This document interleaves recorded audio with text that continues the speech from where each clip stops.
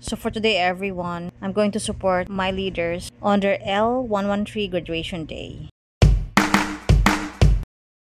So hello everyone, welcome to my personal vlog. So here guys, commute lang tayo going to STC or Robinson Talisay branch. So here, feeling artista, video lang, feelingon kaayo. Unsaon to man guys, mao man gyud ning negosyuha. Nahala padayon. So sis Elsa is here to support as well.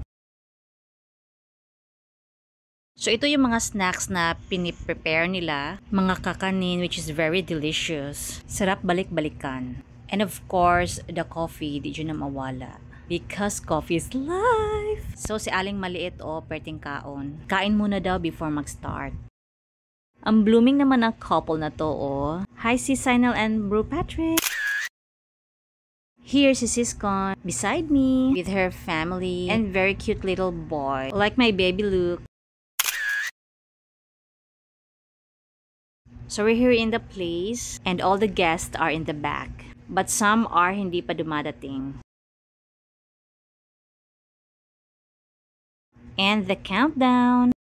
So while waiting, posing-posing sabi ni Sis Ella. Medyo natakdan man ko sa kagwapa ni akong tapadoy. Makasana all ang jud ka.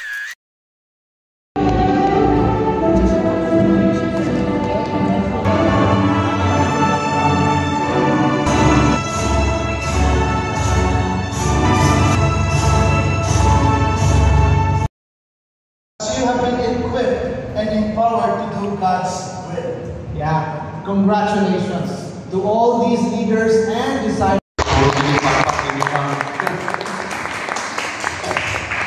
Walay kamamanang pakpak, and I believe that.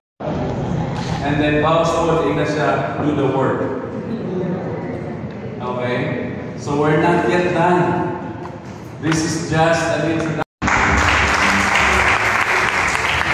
Cute, oy. No? Yeah. Wala siya graduate yun, no? Ka-cute, oy.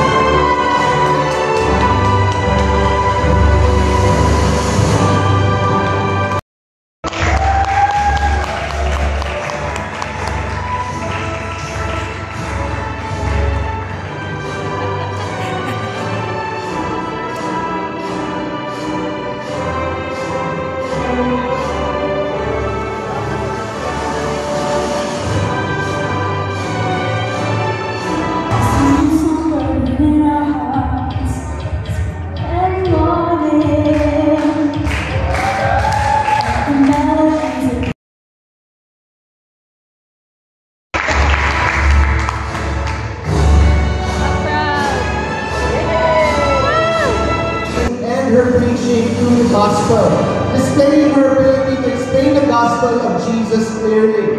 Her victory group is populated, and this year she was able to raise 2 new victory group leaders who are her.